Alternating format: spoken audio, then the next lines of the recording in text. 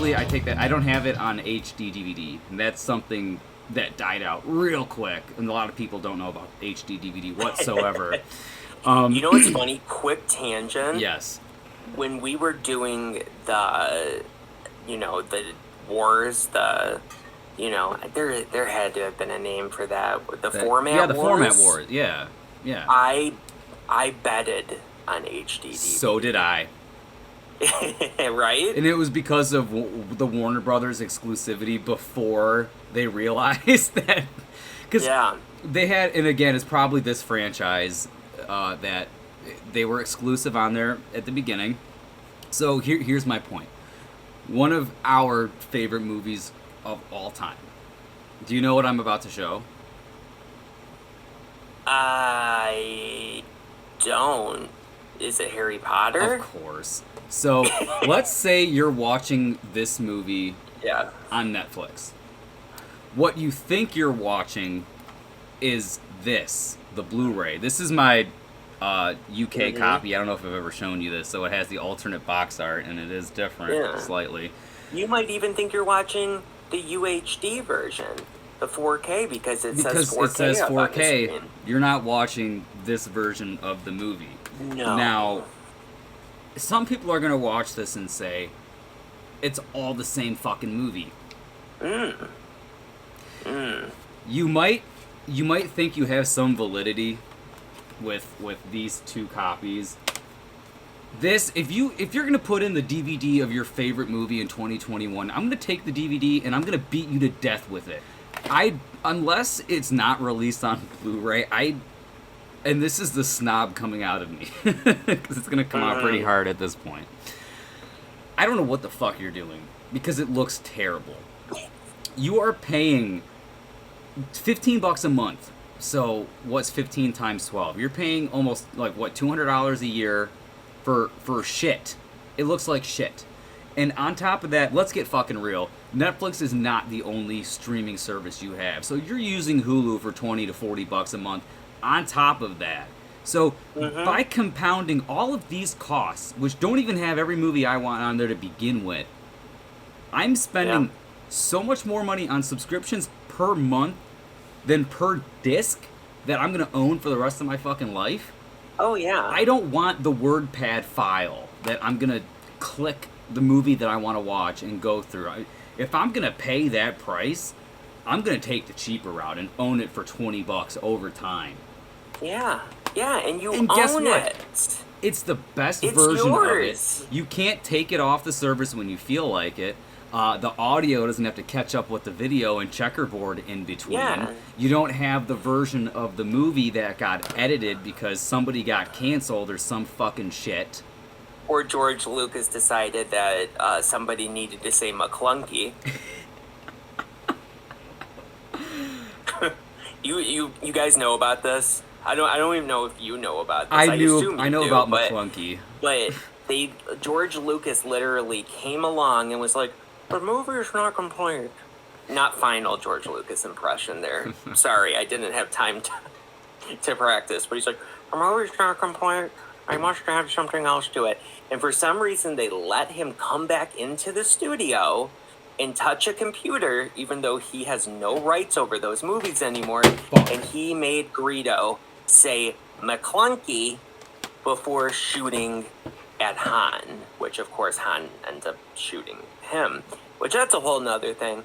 Han shot first, let's just get that out in the open. But and now that version is forever changed.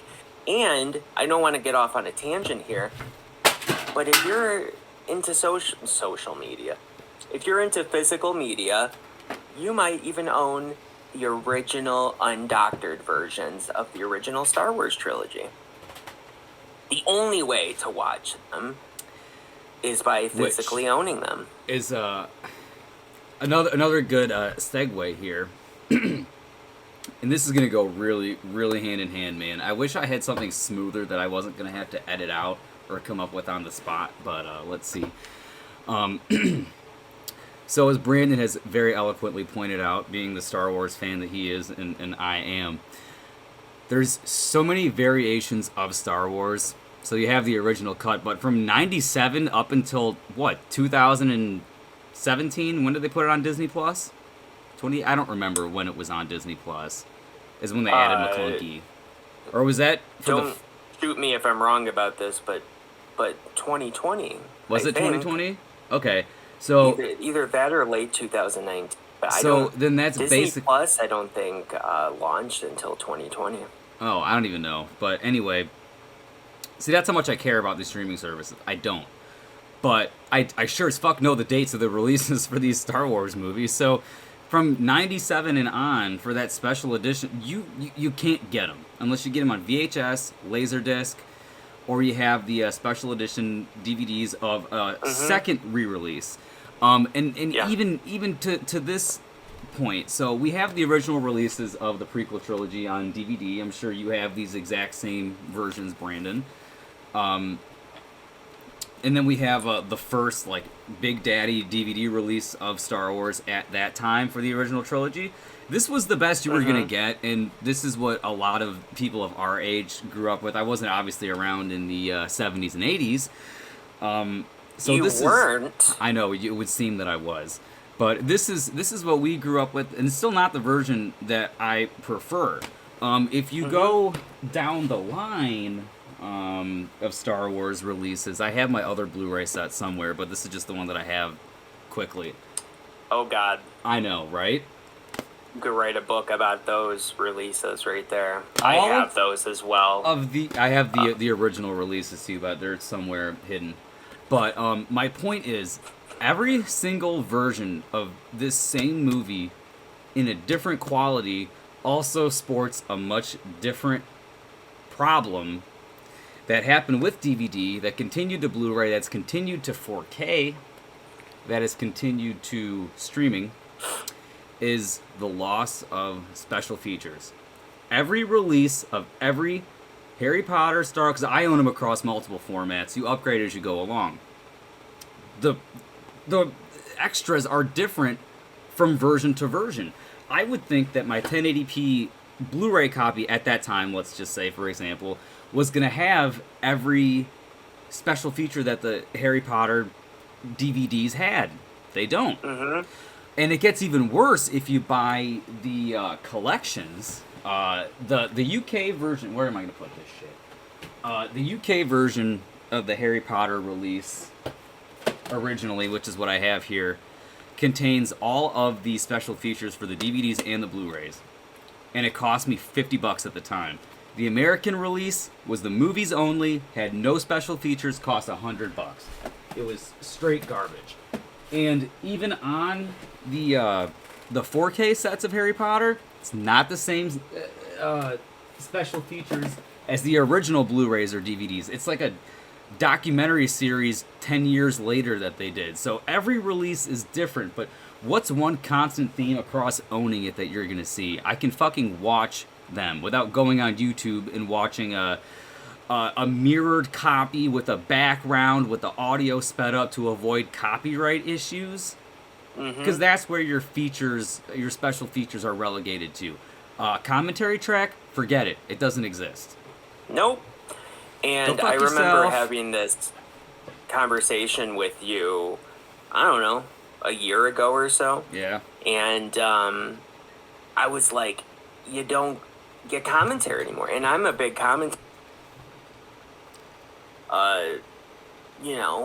massive nerd for facts about movies and stories behind the scenes, all that kind of stuff. The only kind of stuff you get from like directors' commentaries or actors' commentaries or both of them together. But I said to you, I was like, Netflix, I think that's what I was saying to you. I said, Netflix doesn't have commentary. Oh, and this is when I said, can you go in the language option and see if there's a track for it? And then you were like, big brain moment, and then did you look, and it didn't exist anywhere? No, I told you at the time, it doesn't exist. No, if you go into audio, you can change it maybe to like Spanish or something, but no, it doesn't work like it does on DVD player, Blu-ray player does or whatever, where that's how you get into the commentary. Commentaries just don't exist for digital movies, for anything that is streaming. Forget about streaming as well. You could technically own it on Vudu, and you still don't get a commentary with it. Really? You still. So it's not even like a DVD, like a rip of it. It's just a file. You select off your notepad list, and I'll get to that in a minute. It's a phrase I like to use.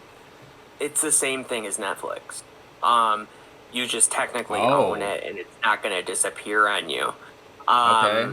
But you sign some terms of service there as well, though, that they still can do anything they want to do to this copy of something that you own. Oh, so you're saying to get rid of it, like Gone with the Wind, you don't own it. Shit hit the fan with Gone with the Wind. They could pull it from the list, and even though you have it, it's gone. Oh yeah. Okay. It's only available if it's available on the service. So, the one thing that Movies Anywhere or Vudu has above streaming services like Netflix is that you can get special features on there, but not commentaries. So you have to kiss a commentary goodbye because it doesn't have the ability to play audio with the video clip. We haven't come that far in That's technology. That's just a lie. That's just a lie they push. I have to say, how much of this has to do with the fact that a commentary track is an enthusiast of an enthusiast thing? Because I didn't even enjoy those until I got older and I had to appreciate what was going on. You know what I mean? Yeah. In terms of that.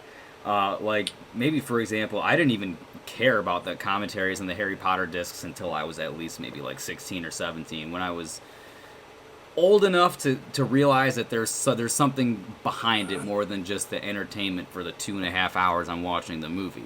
You know what I mean? And Chris Columbus delivers a great comment for anybody out there that wants to just listen to a really fun commentary. Look for any movie directed by Chris Columbus. Okay, I guess in that case, but I'm being the Harry Potter nut hugger that I am. I'm gonna have to push 1 and 2. Sure, I'm gonna have to push Home Alone. Of course you are. Not Home Alone 2 though, because that one I guess wasn't deserving of a comment. But that's a different subject. I'm sure the third one has a commentary though, right? And the direct-to-DVD ones, they all have... That was a joke. Oh, okay. Yeah. That was too subtle for me. But it's... No. I think the first Home one that has commentary, you think the second would, but it doesn't. But it's like the Halloween series. The first Halloween has, like 27 different commentaries from different years. On what? Do you know? Okay, I'm exaggerating. Let me ask you a quick question then, because since you probably know every DVD release of Halloween ever, because you're so much of a nerd, are those? I'm pretty good at it, but there's a lot that I don't. There's been so many. What is my copy of Halloween that I? Oh, I'm looking right at it. This is the first copy of Halloween I ever had on DVD. I never had it on VHS or anything, but this was it's the Anchor Bay release. This one? Okay. Yeah, I mean, that was a later release. That was like the last one on DVD, I think. Really? Let me see, the 2007. Oh, because you know what happened? Came out with Rob Zombie's Halloween. Yep, the new one was coming out, and I was like, well, I might as well, because I only ever would see it on TV. Remember the TV edit version that's like 17 minutes longer or whatever? You know what I'm talking about? I know exactly what you're talking about. It's the only version I watched. Of course. Yeah. Actually, I owned Halloween 2 really on DVD before I owned this. But so Halloween has like 7 different commentary tracks, but guess what? Yeah. Halloween 2 only has, I think, 1, and it didn't come out in 2013. No, it has 2 of them. But one is with Dick Warlock, who is the stuntman that played Michael Myers and the other one is with a guy that played Bud the paramedic, and that's it. You don't get a director's commentary, I don't believe, with Rick Rosenthal. Watch me be so wrong about that. Let's pretend there is a Rick Rosenthal commentary. But you know what there isn't? There's not a Jamie Lee Curtis commentary. How weird is that? Maybe she was preoccupied Jamie or didn't give a Curtis, fuck. She did a commentary for H2O. Oh, for the movie that Yeah. is debatably fucking way worse? Well, I love it. Well, of course you But- do. But there are people that, I mean, there's a lot. We're not gonna, turn this show into nostalgia Me city debate, here. But yeah. but H2O, I have very, very strong feelings for that Halloween movie. That was the very first one I saw. So it all stemmed from there. So I have very fond feelings still to this day about it. And I still get a lot of enjoyment of watching it, but she did a commentary for that movie, and still hasn't done it for Halloween 2, which, to Lucas's point, more people like Halloween 2 than like Duo. So I what's do. up with that? Ooh wee. What up with that? What up with that? You know what I'm saying? Yes, ma'am. Yes, It's- ma'am. That's an SNL reference, and we'll probably be dinged on copyrighted material for that. But, Do you just call yourself Chris Farley? worth it. No, Kenan Thompson. Oh. It's Okay. like, hey. Do people even know who? They probably know We, and then you Chris Farley, but Kenan Thompson. have what's his name in the background of that. It's a really weird SNL sketch, but they'll just be like, it's supposed to be like a show from like, the 70s, Uh-huh. and he has a Jerry curl, and he has a big suit on, and they'll be like, Can you say Jerry Curl in trying to 2021? do an interview, and he'll just start saying like, what up with that? What up with that? And it turns into this whole song with a band playing with like horns, and you have what's his name from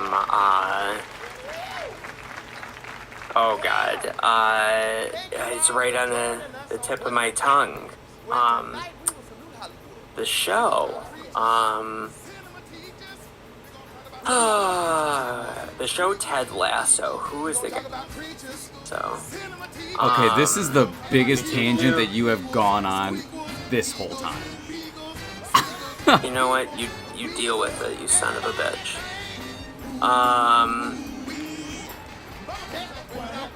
There will be a, my god, Jason Sudeikis.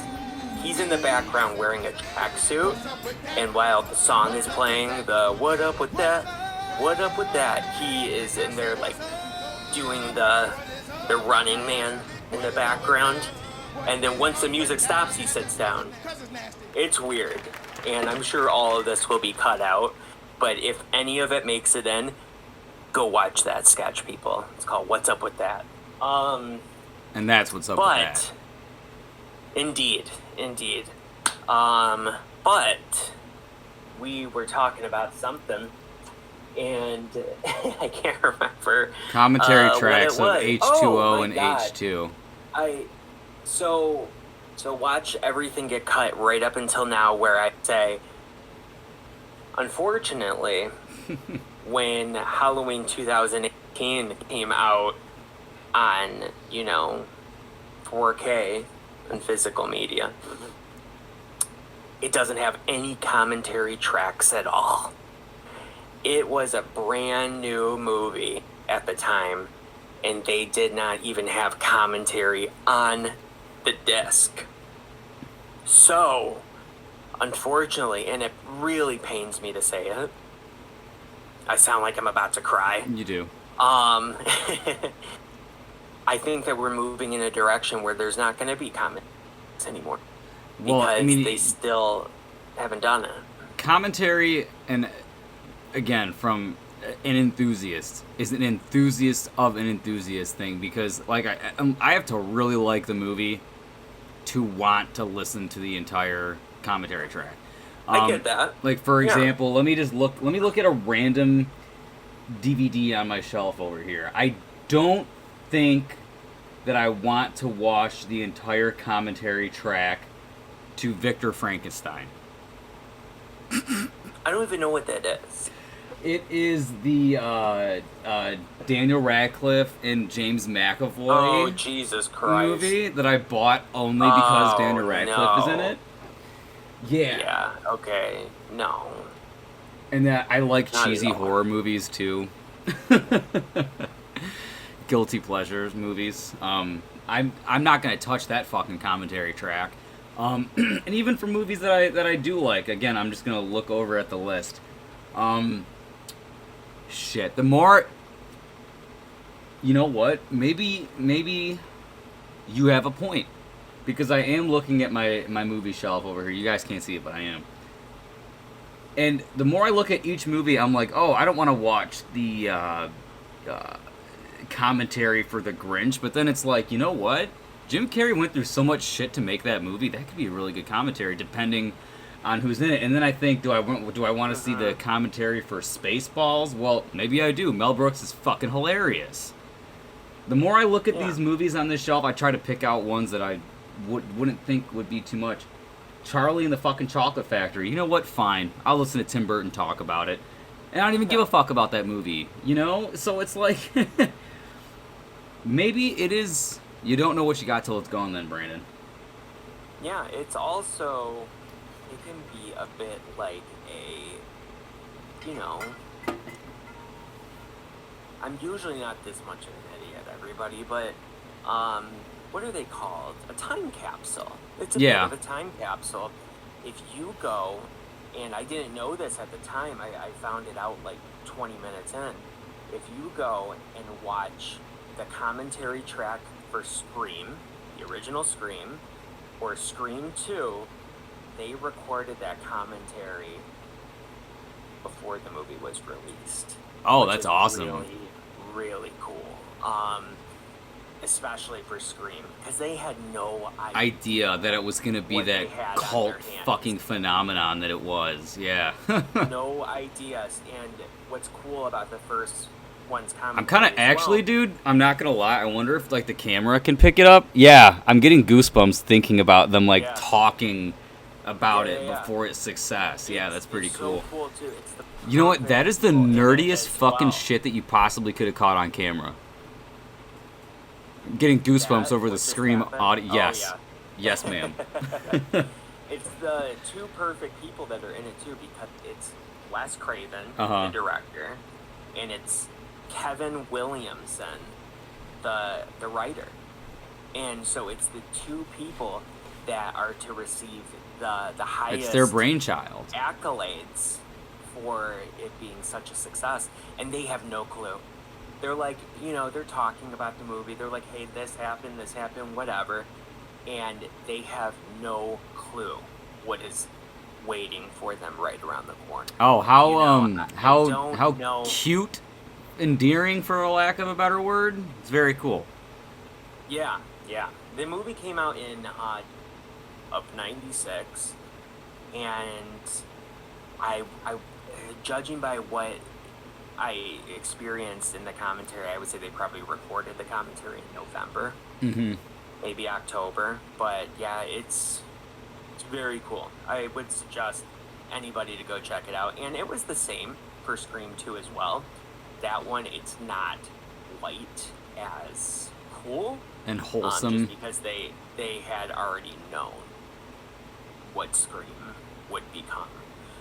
So they already kind of had an idea of what was going to come once they did the release. And Kevin Williamson was only involved in that first commentary, which was unfortunate because he was pretty cool to listen to talk. But you know, ultimately, what it boils down to here, and I want to make sure that I get this in, is we mentioned the guy that we work with, and we work with other people as well that are young and would listen to everything we just talked about for the last half hour, let's say, and they would think that we're just two nostalgic, old, crusty men. Yes.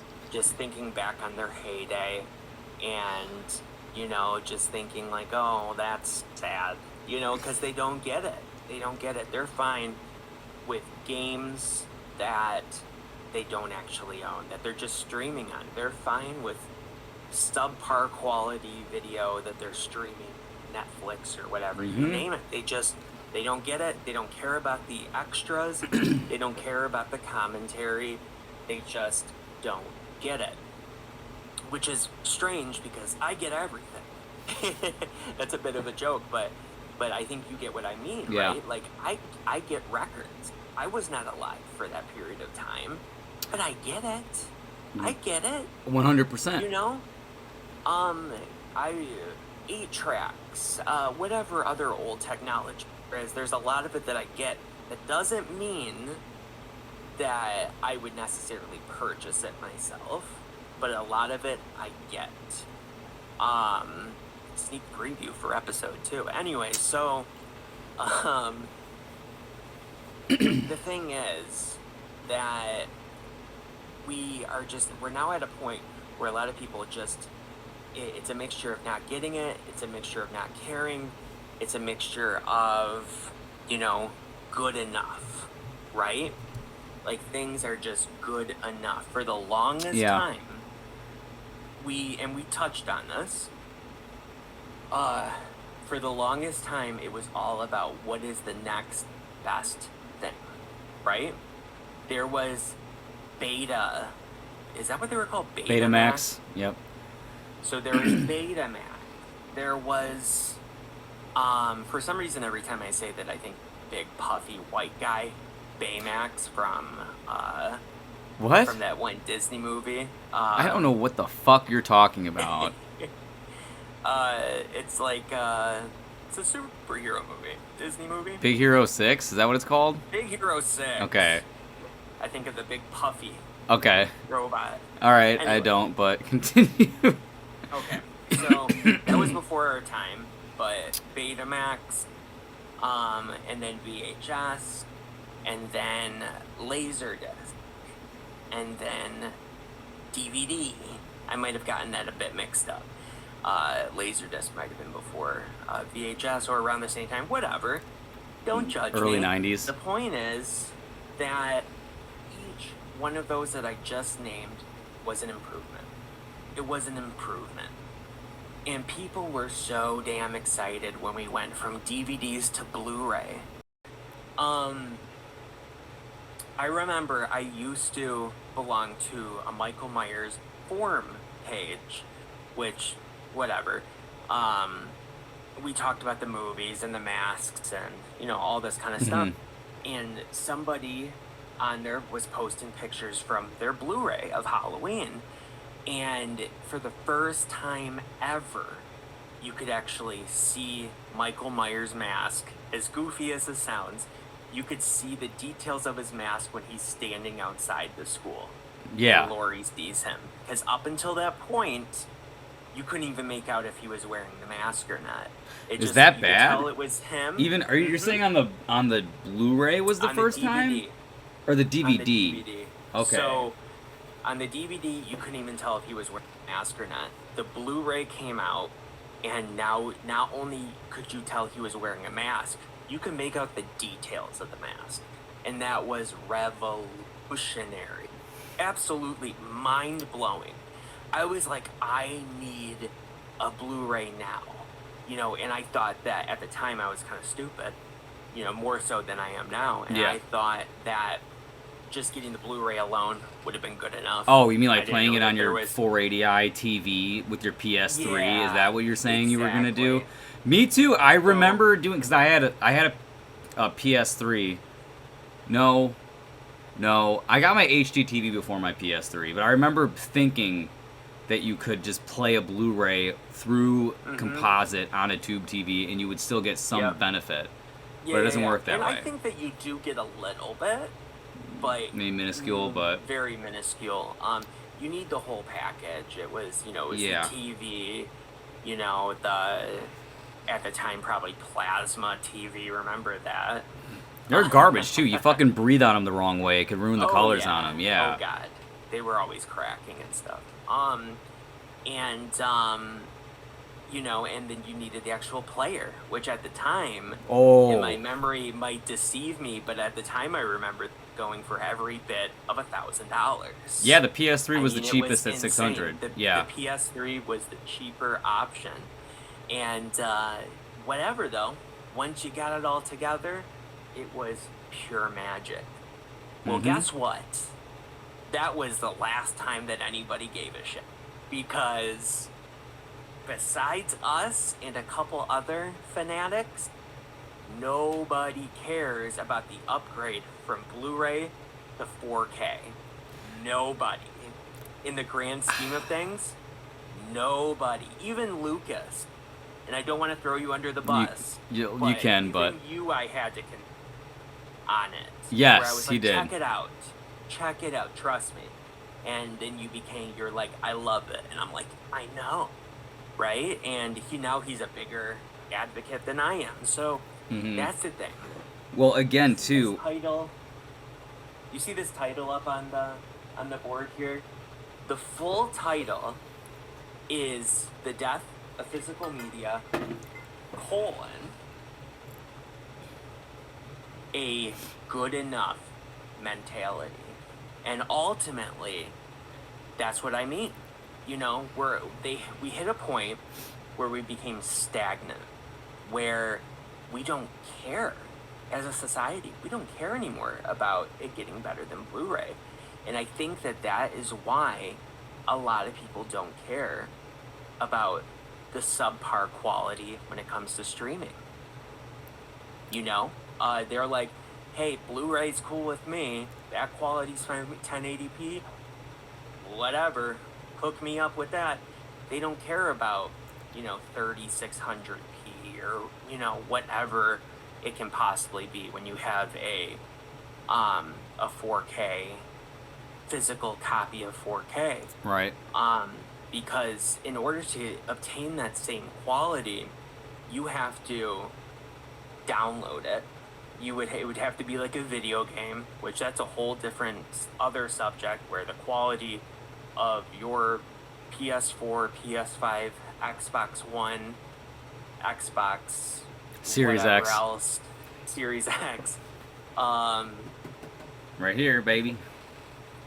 Fuck PS5. Those, if you're streaming games on those, the quality is trash. Oh yeah, just as a side note, you don't stream any game on Xbox, you download it all on Game Pass. Fuck PS now. Yeah, so and on my gaming that's PC. The thing. And actually that's my exact point, is that you have to download it, right? So you have to take that time to download it. And I hear people say, but Brandon, if you know my name by this point already, we're that well acquainted, you're like, but Brandon, when you put in a disc, it downloads it anyway. And I say, you're right, but you still get better quality because that disc is in there. And, it's playing it a little bit off of both of them. It can't actually play without the disc inserted if you are using a physical game. But like I said, video games are completely separate.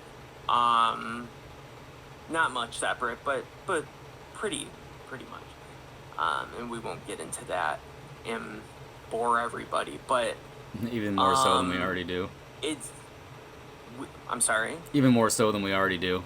Yeah, I'm just being a smart ass. So ultimately, it's just a thing, and this is the hardest thing for, because truly, it's like we gave up. Jeff Bezos is going to the moon. He cares, but he's also old. Yeah, right? he's a crusty old man. Like, in older generations, they care about doing the next thing, getting the next best thing. and younger generations just don't get that mentality anymore. Like, they're like, well, 1080p is good enough. Mm-hmm. And that's fine with me. While and I know you are saying, no, let's get it as high quality as we possibly can. This is what we deserve. Oh, and then in another 20 years, when the technology advances, take that same print and clean it up and make it look even better and sell it to me again, and I will buy it. Yeah. And I will happily purchase it. That's exactly what you own it. Mm-hmm. And I don't care how many more times I have to rebuy the Sorcerer's Stone. I'm gonna fucking. Yeah. I'm gonna do it. And guess what? Guess what you can do with those extra copies as well. And this goes for video games. I know you can resell them. Sell them. Even though I have attachment to things, I like to keep them. But yes, being able to. To flip what you don't need is great. What a novel subject. You know what I'm saying? You can't sell what you don't physically own. There are so many people out there that they buy their video games or their movies digitally, right? They stream them, and when they're finished with them, they're done.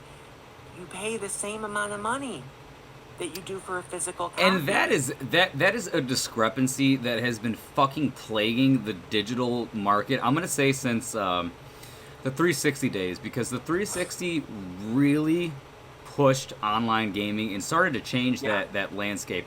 There's and I know you're a PlayStation fan. I have a PS3 as well. I absolutely love it. It's one of my biggest collections that I have is a PS3. You're fine. Where the fuck? I was saying something. What was I saying? Oh my god. Is that a store display that you managed to get? It's from Family Video. Isn't that great? Put that up. Yeah, put that thing up. Oh god, it doesn't. Okay. It doesn't stay. So, anyway, Didn't mean to cut you off, no, that's fine. That's fine. I saw a moment. And I absolutely, the 7th generation, on a side note, is probably my favorite video game generation of all time. Even though there are more nostalgic roots in the N64 and PS2 era, there was something about the 360 and the PS3. You know, I was in high school at the time. I had a job. I had all three. You know, I had all three systems. That was the first generation I was able to have an Xbox, a Sony product, and to have every single one of them. I had all the handhelds, and I fucking loved what it offered. That step up from composite to HD was fucking ridiculous. So I think that that's a whole Lucas thing. I have a whole big love for that I want to do on my channel and as for my own thing. But sure. Speaking to that point though, Xbox Live was so fucking ahead of the curve it wasn't even funny. And PS3, it couldn't keep up. It was not as PSN sucked. It was fucking garbage. But even back then, my point is, even in 2008, I was thinking, why in the holy mother of God am I going to pay $59.99, which is going to add on the sales tax anyway when I buy it digitally, when I'm not getting anything out of it besides the game? Now, you might say, well, isn't that what you're buying? Is you're buying the game to have the game? Well, to me, the game... Wow, of course, the first game off to my left is this. It's the fucking case. Totally. Shit, as I drop everything. It's being able to, and then... It's the whole package, right? It's the whole package. It's the game itself. And it's funny. It's funny, disc. too, because this, which is for all intents and purposes, going to be... Where is it? The same as this game...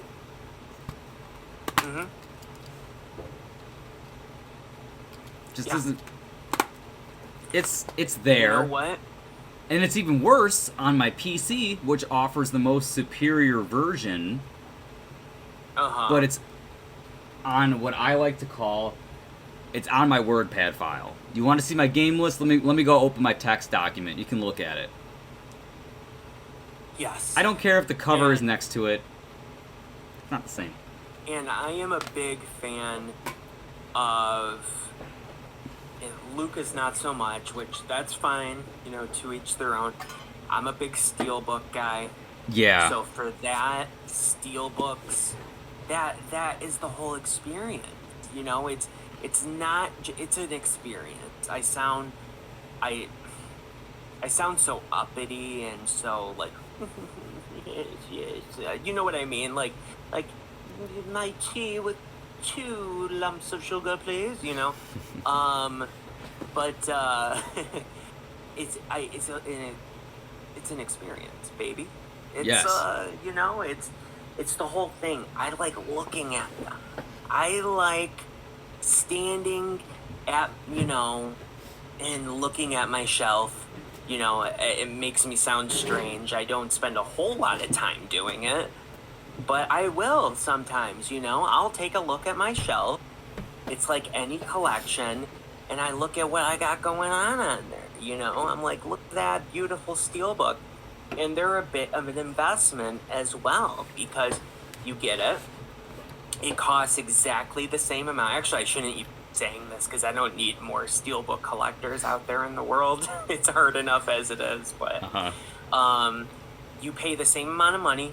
Let's say a new movie comes out, $29.99, $24.99, whatever. It's the exact same as if you were to buy it digitally. And you get this really cool collector's edition steelbook. They call it steelbook. I think it's made out of aluminum. It's got, you know, the case, the disc, the paperwork inside. Who doesn't love the cool little booklet, right? Mm-hmm. And you paid that money for it, and it starts going up in value immediately because they always sell out. Almost always. Unless they made too many copies of it, like Birds of Prey, which I think is a great movie. Obviously, they made too many copies of that steelbook because it's still sitting on Best Buy shelves. Or Best Buy shelf, to be more precise. Yes. I'm so happy you got that.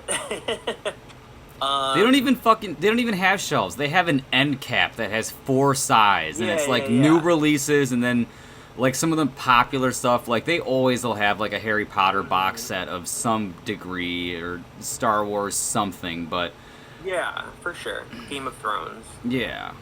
You know what? And it just occurred to me. This happens all the time as a server. Actually, you know, I think of something I forgot for my table. 7 hours later, I'm in the shower and I'm going, my God, I didn't bring them that side up, you know, and then it haunts me for the rest of the night. I did forget something. I forgot to mention that Lucas's Best Buy, which is a different Best Buy than mine, they were different. They were a little, you know, my Best Buy was a little ahead of the curve, so to speak, on them, because his Best Buy remained fully intact with a huge section of physical media until rather recently, right? Like within the last few months. Yeah, when I went to pick up, so anytime my parents need electronics, I do not let them buy them on themselves for 2 reasons. Number 1, they don't know what the fuck they're doing. And number 2, Best Buy Elite Platinum Rewards member. Oh, yes. So I stockpile all the electronics under my account. Look at that how you will. Anyway, they're not going to... Sure. So, you actually have the credit card? I have the card. It's not a credit card. It's a card. And every time I pull this bad boy out... Isn't that from, like, years ago? From, like, 2009? It says 2014. Oh. Oh, so it's something... I'm thinking of something different, then. I know what the one you're thinking of is. Because this one is pretty pliable. I'm thinking of the legitimate rewards card that was credit card quality back when we were in, like, high school. Yeah. So, like, 2009. Yeah. But every time I pull this thing out, they go, "Is that a rewards card?" An actual. Every time. That's funny. An actual card. And I'm like, yes, it is. So, yes, it is. So what happened was... You buy electronics for your... So my mom wanted a Fitbit because she is an Android user. She's one of those people who she's stuck in the past. She thinks that an iPhone is like an $800 AT&T exclusive device, like it was in 2007. It's not. Yeah. So I can't convince No. them to fucking get iPhones, and there's whatever. Anyway, so she has to get a Fitbit, the not as cool version of this. So we go to Best Buy, and what do you do when you go to the store with your parents? And maybe this just stems from like what it was when we were kids, and it just bleeds over. You go to the store with your parents, you wander off into the movie section, into the book section, the magazine section, into the toys section. That's going to be the section that you're going to be at the whole fucking time. Anyway, she's looking at the Fitbit, so I'm, the DVDs and whatnot are right behind it. I'm going to go look at the DVDs. I'm walking around, and we used to have about 4, and this is after the first downsize. We used to have about 4 shelves. They were about 20 feet long, and then it had a front and a back, so it was like 8 sides altogether of movies you could look at, of DVDs, Blu-rays, and the UHDs, all the different box sets, what have you. There's a few, like, oddball stuff here and there that you wouldn't think they would have. A lot of decent anime stuff, too, that isn't just trash. And, cult horror stuff. Best Buy's collection was venerable even when it got axed in half. Yeah. So we go there, it's gone. Like, it was an end cap that had 4 spots of new releases, things that are always popular, and then, like some of the anime and superhero stuff was kind of lumped around the other corner. And then it was fucking pathetic. And Brandon's Best Buy had done this like a year, or maybe even a good year before mine did. Yeah. A few months or whatever. And I was lucky to actually find the Daniel Craig collection that I never finished. But yeah, this was the last thing I was able to find at Best Buy before they like really started to pare it down. And again, it's still the enthusiast stuff. It's the 4K release, Look at that handsome son of a bitch on there. I'm a snob. I'm not gonna watch that on Blu-ray when I have 4K capable everything, So fuck that. Yeah. Have we covered most of? I feel like we had to have bled over to my bullet points.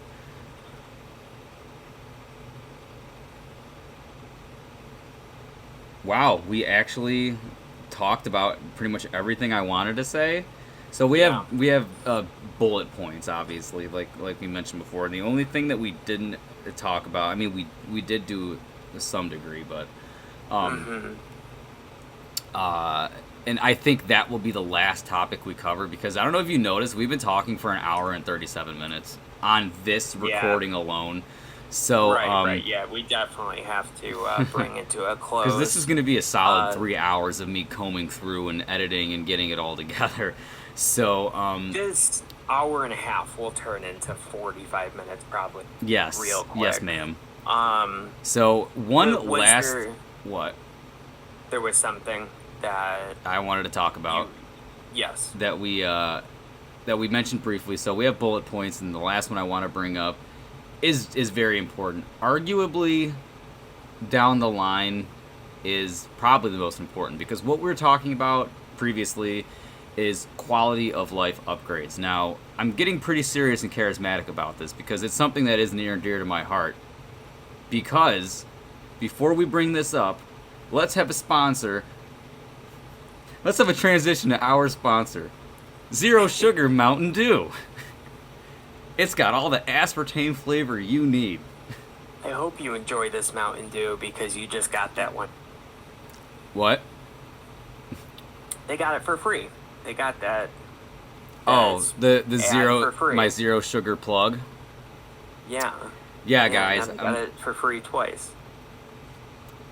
I more or less made that to make you laugh. I don't fucking care about what other people have to say about that. Anyway, okay. So that was funny. My final point being is having this movie on disc is the ultimate only way to historically preserve it. You can rip that file to your computer, and that's fine, but how you're ultimately going to own it is on disc. The latest debacle would be Gone with the Wind. And in the last, I want to say it's been within the last year, that movie got pulled from print because of its material. Now, the movie fucking came out how many years ago? Okay, when put in context, people are fucking stupid. That's all I have to say. Are you gonna pull The Jazz Singer? Okay, the first film from 1927 to have sound. It's a fucking white guy doing blackface. Okay, it's The Jazz Singer.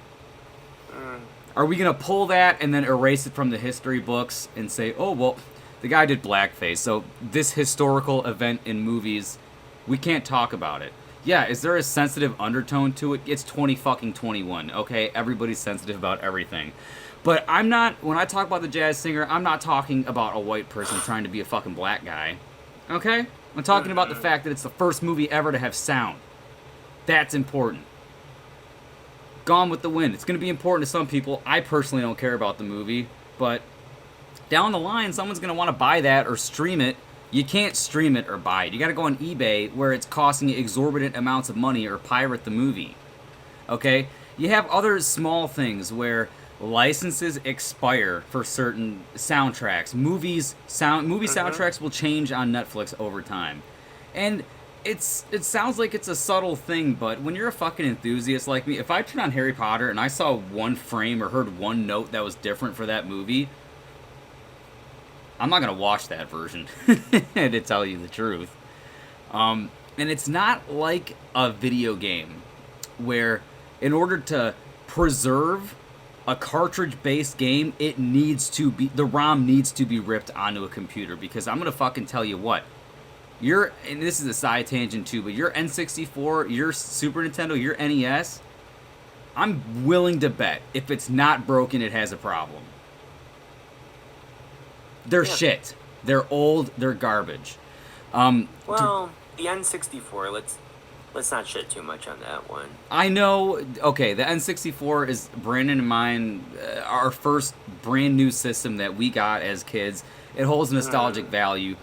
Probably more so to him. Still work. Yeah, I mean, mine still works. It actually has like chunks missing from it. Like, it's a piece of shit.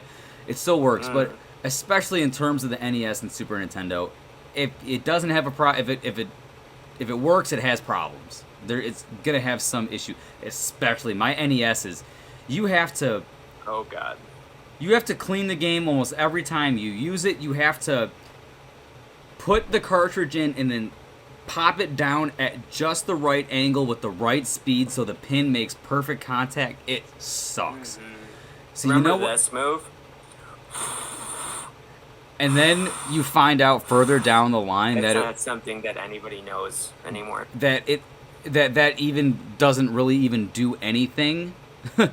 In fact, it could even make it worse. The best way to do it is ISO and a Q-tip, which is rubbing alcohol. And it works almost like a charm. The whole point of it was blowing off dust, but a lot of times people end up getting spit in there, and which it could if corrode your spit gets in there, then that's causing issues. If you can somehow do it without getting spit in there, then it's fine. It works. But even better would be, I thought I had one near, but would be one of those things. For what? Keyboards. Everything I have is just within arm's length. It's almost like I feel like a cartoon character. I'm just like pulling out everything that you're referencing here. Yes. But yes, indeed. So with that era, and even then, when you get the system going, if you're playing it on this, God help you, because it looks like dog shit. All right, you got to play it on your tube TV. Oh. And even playing your NES on the tube TV, it's still, and I'm going to say this about the PS2, the 64, the GameCube, anything that used composite. Guys, I have my retro corner over there. If you've seen my YouTube channel, you've seen it. I've shown it to Brandon before. I have the retro corner. I'll put a picture of it up right now for reference. It's the tube TV with all the old systems that run off composite. Look at that. And, yes, indeed. And I recently, popped up the N64, and I'm like, I'm going to play it. Doesn't look as good as I remember. And I have some advice. And that is an older tube TV. when they perfected the technology. But Yes. During 2020, when I was, stuck at home and bored like everybody, I ended up buying an upscaler for old systems. I know where This you're little going with box. this. It has to be plugged in. The ones that don't have to be plugged in, those ones Are usually shit. don't work. Oh God, And I just burped actually- without even I thinking. That's have gross. a cool video, actually, of which we could put up here real quickly. Possibly, if it works. I recorded footage of me playing a PS2 James Bond game, Quantum of Solace, and it looks so good. It's crystal clear. I tried to play it without the upscaler. Looked awful. Gave me a headache. I didn't know what the hell was going on. But I used this tiny little box. It cost me like $10. And I know what you're talking about because I have the I'll exact find same one as on Amazon. I actually ended up This one was on eBay, but ruining it. I tripped over a fucking wire and popped something out of it. So I mean that was my fault. That's why Steve Jobs named I know. MagSafe. There's a lot of them. I don't But, know if you The one that I used was this okay. specific one. It has the toggle switch where you could go between 16:9 and 4:3, but it forces it if it's in 16:9, so it's trash. So you keep it on that same resolution. But I mean, the $10 ones are feasible. But when it comes to that, I think there's two ways if you want to play the original copy. If you want to play in its highest native resolution, you got to get component cables if the system supports it.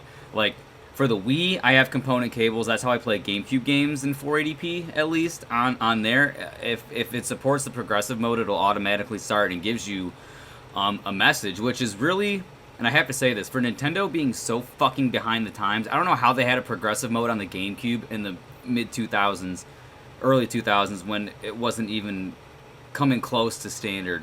But I have that because the GameCube component cables cost more than a GameCube. They're like hundreds of dollars because they were so far and few between. So scalping, that's another issue for a different day. But you can play your GameCube games on your backwards compatible Wii with component cables, and they look fucking very, very good. The PS2 also supports component cables. Looks a little bit under the GameCube because it is underpowered. But if you use the original Xbox on component, it's phenomenal. But if you have a gaming PC, I have to say it, guys. If you want to preserve video games, I love emulating. And I have to say it. And it's funny, too, because it is such a far cry from this entire hour and a half worth of conversation of having that nostalgia of owning it. But when it comes to video games, I've always been pretty progressive in adopting of new technology, I have to say. As far as consoles are concerned, I've held on to the notion of discs, but being a PC gamer like I have been for a while now, there is no physicality to our gaming. It doesn't exist for us. So I've sort of accepted it a little bit more. But with movies, there's a literal difference in quality, because if we download the same file to our hard drive, which is a game, it's going to play the same. But if you're streaming a movie and I'm watching it on disc, there's no discrepancy as to who is watching it flawlessly. Me, motherfucker. But games are a bit of a different I feel ball of wax. differently about video games. I touched on that earlier. Yeah, that has to be its whole own topic, though. And video. again, if you are spending the money on it, and I can't say that I necessarily support that, but that's a whole different subject. Do what you want to do, basically, is what I'm saying. It's just, I just had to bring it up because it's such a far cry difference from what I feel about movies. It's so massively different. But here's the thing, though, like, my physical copy of Mario 64, I'm not playing that again for a long time. And if I do, it's purely for nostalgia. Yeah. If I want to play Well, that game, I'm not even playing it on my fucking Switch on the official version. Well, I'm playing it exactly. in 4K So widescreen. now that's the thing, is that The quality of life benefits for older games on PC through emulation breathes such new life into it. It's crazy. I'm gonna step in and cut this off because somebody has to, right? Yes. We don't have our boss to come in and Yes. and stop us, but I basically, in response to that, I would just say I mean I'm still playing my physical copy of Mario 64, but it's on the Switch, right? Yes. So it's still the physical copy of it. It doesn't negate anything from it, and in fact, good on you if you got your physical copy of Mario, right? 3D All-Stars, because it's not available for download anymore, sorry to say. Yeah, there we go. So, that's the only way you can play it now, is if you purchase it like Lucas and I. So, I mean, exactly. And then, as a fucking side note, or you can purchase it via Amazon and not even get it that day. Sure. Yeah. On your guaranteed fucking delivery date. They still have it at Best Buy as well. They have it. Yep, they have it until they sell out. Mm-hmm. That's what's allowed. So there's a few copies left. Once they sell out, it doesn't get restocked. Excuse me. And that's a whole nother thing too that we won't get into, is because we'd be here forever. But the physical video game section of Best Buy is getting smaller and smaller and smaller as well. It used to be gigantic. Now it's very tiny. At least in that case, though, they're filling in this space with other stuff, unlike the movie section, which actually Lucas's, Best Buy, and mine. I'm really glad that you brought this up with the video game ending and then the Best Buy, because I think we should end this with two stories, both of which involve maybe younger. 3 stories. I have one. But this is the story you want to tell anyway. And they both actually involve Best Buy. Okay. So I know you have your Best Buy story, physical media, that you wanted to tell on here. So I have kids. Yes, and I have one as well with kids. Okay, perfect. So awesome. And this relates right to the video games. This was about the holiday season. I was at Best Buy, and there was a little kid and his mom. She was going to offer him a game for Christmas. And, I mean, I watched this whole thing happen. And it almost sounds like something that you would make up to prove your point, like, as a little kid. You know what I mean? Yeah. But I swear on Steve Jobs' grave that this is a true story. So, the kid, the mom asked the kid, what game do you want to get? And he picks out the game. And then she gives him the choice. Do you want the card or do you want the game? Which is just that prepaid card, which is nothing more than Nintendo eShop credit of a code. Yeah. Where a picture of it'll have a picture of Skyward Sword on like a fucking card, and then you have the code and you take it off and whatever. And the kid's like, I want the card. He wanted the card because he just was going to download it, and it was easy for him to switch it between everything. And even somebody that I know, who you are, wishes that she could just have every single game digitally always on the Switch. Unlimited memory, unlimited everything. And I'm thinking, even when presented with the option, though, for this younger crowd, of both games in hand, they still won't even take the one that's tangible. You're going to throw the card away, man. Mm-hmm. So it's at this point, a generational difference. And that's all it is. Yeah. Significantly. And that's unfortunate. Yeah. I hate to pat ourselves on the back for being millennials, and millennials got a lot of long time, but you know what? One thing we are is we're understanding. Yeah, I would think. And we're malleable, and we tend to get it as a generation. But keep in mind, millennials are the generation that brought back records, like I talked about before. You know, like that's a cool thing again, to buy even a record player. Like record players, I think will probably never go away just because of millennials. You know, we're hipsters. Not specifically Lucas and I, but you know, the millennial generation, they tend to be hipsters and different and whatnot. But I mean, you know, I do tend to have some quirks, shall we say, that tend to fall under the hipster umbrella too. So I have a few here and there, but you know, I don't even think of it as trying to go against the grain to be cool. It's just that's how I enjoy to consume my media. I grew up with it a certain way, and I enjoying it a certain way. You know what I mean? It's like a whole package.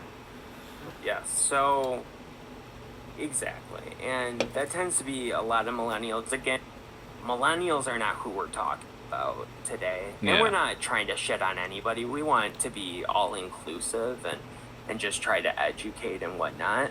Tends to be, you know, Gen Z and now the new Gen Alpha. Which that's a thing.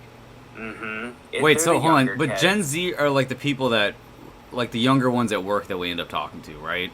Okay. So that's Gen Z, and Gen Alpha would be like kids, you know? Like my nieces and nephews, for instance, those would be Gen Alpha. People that are being born today, tomorrow, is Gen Alpha. Mm-hmm. So I'm guessing there will be a Gen Beta, and there will be a whole thing about that. I wouldn't want to be the beta generation. I know, I wouldn't want to be either. But well, I mean, it's going to change because we used to be Gen Y, right? And then it's millennial. We still are. Because I consider it Gen Y or millennial. They're synonymous, those two terms. As I was under the impression beforehand, because you corrected me about it before, that I thought Gen Z was millennial and that we were still Gen Y. Like, I thought it was different. No, we're millennials and Gen Y.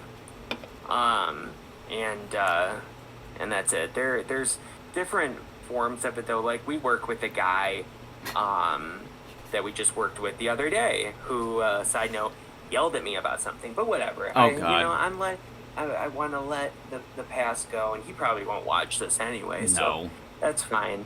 I forgive you. He is a millennial as well, but an older millennial. So it's a little interesting. You know, and obviously, I mean, we could probably have an episode about generations, but people would hate us for it. But so I'm not going to go on too much long about that. But millennials are it goes on for quite a while Gen Z seems to be a much shorter period of time because we're already into the next generation. You know, while millennials, you know, don't quote me on this, but it's like everything from like, you know, like 84 to like 2000. 2000. Exactly. So it's a long time. But whatever. To cap this off, to end the discussion for today, I am going to leave you all with a story that is very much like Lucas's. It took place in a Best Buy. You know, I assume his took place in his Best Buy. Mine took place in my Best Buy. Sounds like we're making this shit up. I assume not. But it's video game related. And I was walking around. We were still wearing the face masks and all that. And I was looking at the video games, you know, PS4, PS5, it's all in the same area. And I overheard two teenagers that were like pointing at a PS5 and talking about it and stuff. And so I was like, I can't remember exactly what I said, but I was like, you guys have any questions about it? I sounded like I worked there. I'm about to say, where is this going? You were just that desperate for human interaction? Yes, I was, because they said something about it, and I was like, well, you know what it was? They were like, oh, the PS5 is so cool, and they were talking about stuff, and I was like, hey guys, there's actually one right here, and that's how it started off, because there is one there at Best Buy. You can't use it. It's just like the blocked off display by plastic thing, and stuff. And they were like, oh yeah, we saw too, and they pointed to one that was right by them, and I was like, oh cool. And I got into a conversation with them, and the subject ended up coming out that I had one, and so they had some questions for me and stuff, so I was talking to them about it, and they saw, very much like the one guy that we work with who's younger, they saw no desire to get the one that had the disc slot in it. They wanted the full digital one. And I was like, listen, guys. I talked to them for a while. They were probably like, who is this creepy old man, and get him the fuck away from me. Exactly. But they kept talking about it, and they were asking me questions about it. I was telling them, and blah, blah, blah. And eventually it came up that I was like, you know what the benefits of physical media are? And they really weren't understanding what the benefits could possibly be. And I went through, and it was like, this is like the perfect way to end the show, because I went through basically everything we talked about. I was like, the quality is so much better. You actually own it. All this kind of stuff. And then ultimately I came down to saying, hey, also, you want to sell it? You go to GameStop. You go to, maybe don't go to GameStop. Don't. But you go to that other place that's in the Disc Replay. Go to Disc Replay. And I'm like, guess what? You can recoup that money when you're done with that game, right? You finish the game, you're never gonna play it again. Let's say you got a trophy in it, or you got your the platinum trophy. I don't know what the highest achievement is called, but you got your platinum trophy, you got your fancy achievement, whatever. We have rare achievements. I'm sorry? I said, well, how the Xbox achievement system goes now, there's achievements, and then you have the rare achievements, but each achievement you get, it'll tell you the percentage of how many people got that achievement. Of course. So when you get the achievements that are like under 5% or something, you get the hidden ones or whatever, which are always nice. So for PlayStation, it's been this way since PS3. Yeah, you get platinum, bronze, and whatever. Yeah. Platinum there's only one platinum, and it means that you got all trophies, right? I only ever did that for the Sly Cooper collection on PS. Really? That's the only platinum trophy I think I've ever got, actually. I'm gonna flex here a little bit. I have like 16 or 17 platinums, but maybe I should add you on my PS3, see if it'll work. It will, maybe. I don't know. I don't ever use my PS3. I'll have it. I love my PS3. I truly do. That's great. Anyway. Our tangents are bad, guys. What's that? I was talking to the audience. I said our tangents are bad. Yeah, it's like very really bad. I think in editing, I'm going to be really overwhelmed by how much we actually fucking talk. Talk about 24 more things if I don't cap this off. I know. I was selling to them hard. I was like, if you're gonna get a PS5 when they become available, they're still not, ask me in the comments if you want to know. Obtained it. I got it on release date, whatever. I'm just bragging. I was like, get the physical copy one. Don't get the one that's only digital. And they're just like, wow. We never thought about any of this before. We never thought about that we can sell it if we wanted to. We never thought about the quality. We literally didn't think about any of this. And I was like, are they stupid, or is this just a generational difference then? Just because they weren't generational difference, because they were completely intelligent kids. Well, how old would you say they were? Like under 16. Okay. Probably 16. 16 or 17. And it's so funny. And again, tangents are the worst possible thing for me to go on, but I am such an old man that I can remember that back when I was a little kid and my dad would refer to a teenager as a kid, Yeah. I would say, that's not a kid, that's an adult. You know? I'd be like, how dare you say kid? When you say kid, you mean somebody like me who's 6 years old. Yep. Now, if you're younger than me, guess You're what a I'm kid. calling you, kid? Yeah. Yeah, that's how old I am. Look, with all the kids at work that we work with. Yeah, all kids. It's awful. I mean, you know what? You find somebody who's my same age and kid, so it's weird. But Mm-hmm. you know, small tangent there. But yeah, they were kids. They were teenagers, and I think that's just how it is. It's generational. They don't even think about this stuff. They think about games as, you know, they're not investments. You buy it, you throw it away when you're done with it, you never again. And that's it. You don't think about the value that comes with the box art or just, you know, the actual physical disc, the quality, the nostalgia that comes with it. I remember, you know, walking around the video store that was amazing. Still to this day, there are movie boxes that still stick with me when I hear that a make movie. Such an impression on you. I hear a movie called, you know, The Dentist. I've never seen it, but guess what? I can think about what the cover looks like. Yeah. You know, Halloween Resurrection, when that came out, it's a shit show of a movie, but I remember all those copies sitting on the shelf at the video And it's store, because you know? it's a physical copy that exists in space, that takes up space, Yep. that makes you remember that box art. Because you know how many thumbnails I've seen in my life that I could not even begin to remind you, but if I see that VHS of some obscure horror movie, The Dentist, you're gonna remember it because it's something in time and space that you saw, that you can associate with it. So and you can be proud of that. It's a piece of your collection. Yeah.